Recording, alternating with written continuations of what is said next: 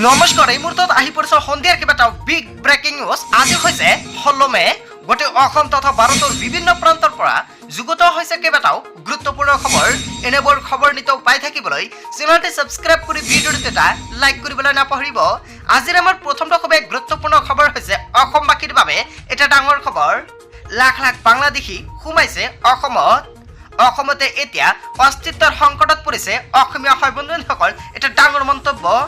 বৰ্তমান 1.25 কোটি বাংলাদেশী অনুপ্ৰৱেশকাৰী আছে অসমত। বাংলাদেশী অনুপ্ৰৱেশকাৰীক লৈ মুখ্যমন্ত্ৰী হিমন্ত বিশ্ব শৰ্মাৰ ডাঙৰ বিস্ফোৰণ মন্তব্য।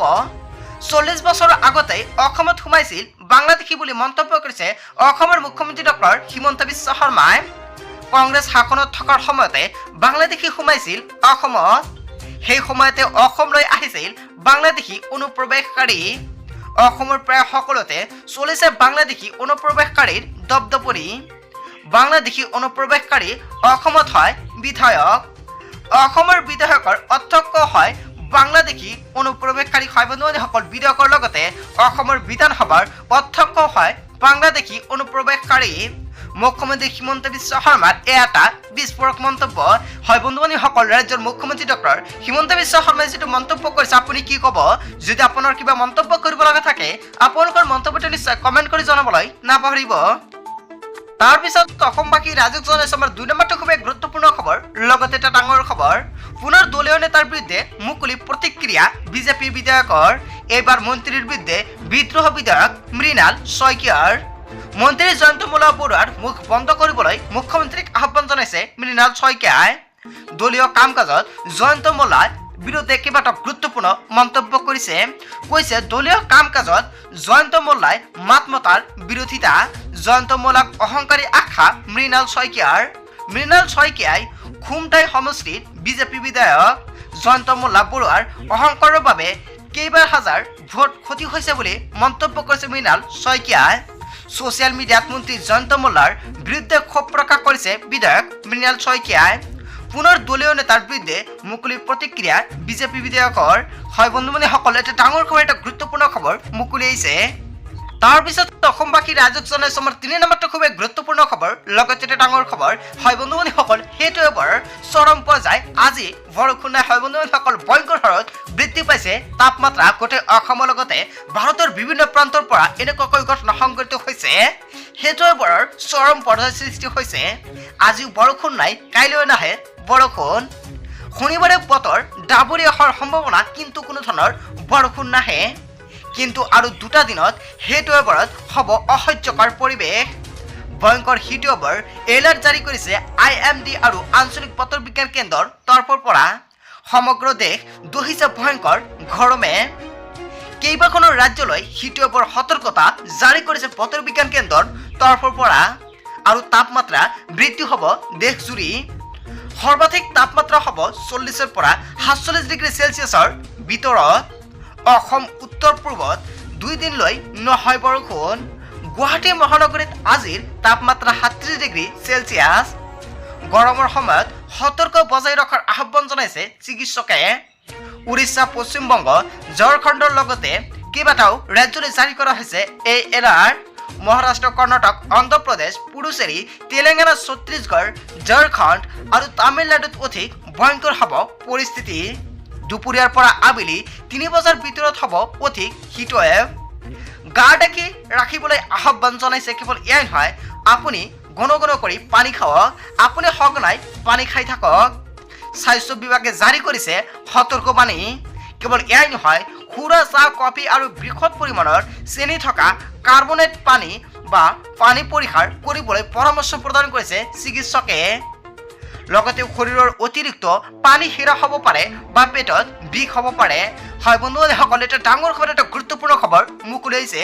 চ' বন্ধুসকল, লগতে আপোনাৰ ৰাজ্য বা অঞ্চলত কিমান ডিগ্ৰী চেলছিয়াছকৈ আজি তাপমাত্ৰা হৈছিলে নিশ্চয় কমেণ্ট কৰি জনাব। লগতে যদি কোনোবা প্ৰান্তত বৰষুণ হৈছে তেনেকৈ নিশ্চয় কমেণ্ট কৰি জনাবলৈ নাপাহৰিব। তাৰপিছত অসমবাসী ৰাইজক জনাইছো আমাৰ 3 নম্বৰটো খুব গুৰুত্বপূৰ্ণ খবৰ, লগতে এটা ডাঙৰ খবৰ। আপোনাৰ বাবে পৰিবহণ বিভাগৰ বাম্পাৰ অফাৰ। এটা ফোন কলতেই পাব যান বাহনৰ সকলো সুবিধা। হয় বন্ধুসকল, আপুনি ঠিকেই শুনিছে। আপোনাৰ বাবে পৰিবহণ বিভাগৰ বাম্পাৰ অফাৰ। এটা ফোন কলতেই পাব যান বাহনৰ সকলো সুবিধা। 4টাকৈ ফোন নম্বৰ মুকলি কৰিছে যান বাহনৰ সকলো গৰাকীৰ বাবে। যান বাহনৰ লাখ লাখ গৰাকীৰ বাবে এটা ডাঙৰ খবৰ। 1 মে'ৰ পৰা 28 মে'লৈ পৰিবহণ বিভাগে আৰম্ভ কৰিছে বিশেষ জনসেৱা কাৰ্যসূচী। ঘৰৰ পৰাই কৰিব পাৰিব যান বাহনৰ সকলো কাম কাজ। ইঞ্চুৰেঞ্চ, ফিটনেছ, পাৰ্মিট, প্ৰদূষণ, বকেয়া সকলো কৰ আদায় দিব পাৰিব ঘৰৰ পৰাই। পৰিবহণ বিভাগৰ দলকৈ ঘৰতে কৰি দিব এই কাম কাজসমূহ। যিসকলৰ বাবে এই সুবিধাৰ প্ৰয়োজন তেওঁলোকৰ বাবে মুকলি কৰা হৈছে ফোন নম্বৰ। 4টাকৈ ফোন নম্বৰ মুকলি কৰা হৈছে এই সেৱাৰ বাবে। ফোন নম্বৰ কেইটা হৈছে 9577992153। 2 নম্বৰটো ফোন নম্বৰ হৈছে 8011333013। তাৰপিছত আন এটা মোবাইল নম্বৰ হৈছে 8822755738। আন এটা মোবাইল নম্বৰ হৈছে 9127206803। তাৰপিছত অসমবাসী ৰাজ্যত জনাইছো আমাৰ 5 নম্বৰটো খুবেই গুৰুত্বপূৰ্ণ খবৰ। লগতে এটা ডাঙৰ খবৰ, গাঁওবাসীয়ে 20টা পৰিয়ালক এগুৰীয়া কৰিলে কাৰণ তেওঁলোকে বিহু চাবলৈ গৈছিল। হয় বন্ধুসকল, আপুনি ঠিকেই শুনিছে।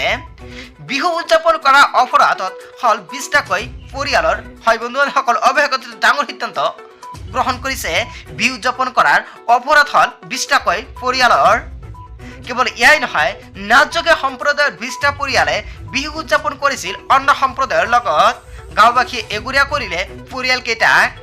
শাস্তি হিচাপে 10,000 টকা দিব লাগিব এগুৰীয়া কৰা পৰিয়ালকেইটাই। ঘটনাক লৈ সৃষ্টি হৈছে তীব্ৰ প্ৰতিক্ৰিয়া। মানৱ সমাজক লজ্জানত কৰা ঘটনা। বিহু উদযাপন কৰাই অপৰাধ হল 20টা পৰিয়ালৰ। হয় বন্ধুসকল, এটা ডাঙৰ খবৰ, এটা গুৰুত্বপূৰ্ণ খবৰ মুকলি আহিছে। তাৰপিছত অসমবাসী ৰাজ্যক জনাইছো আমাৰ 6 নম্বৰটো খুবেই গুৰুত্বপূৰ্ণ খবৰ। লগতে এটা ডাঙৰ খবৰ, দৰা কন্যাৰ বাবে ডাঙৰ খবৰ। আহি গ'ল উচ্চ ন্যায়ালয়ৰ নিৰ্দেশ। নতুনকৈ বিয়া পতা দৰা কন্যাই মানিব লাগিব গুৰুত্বপূৰ্ণ নিয়ম। উচ্চ ন্যায়ালয়ৰ নিৰ্দেশ অমান্য কৰিব নোৱাৰিব কোনো দৰা কন্যাই। বিয়াত উঠা উপহাৰ যৌতুকৰ তালিকাত প্ৰস্তুত কৰিব লাগিব।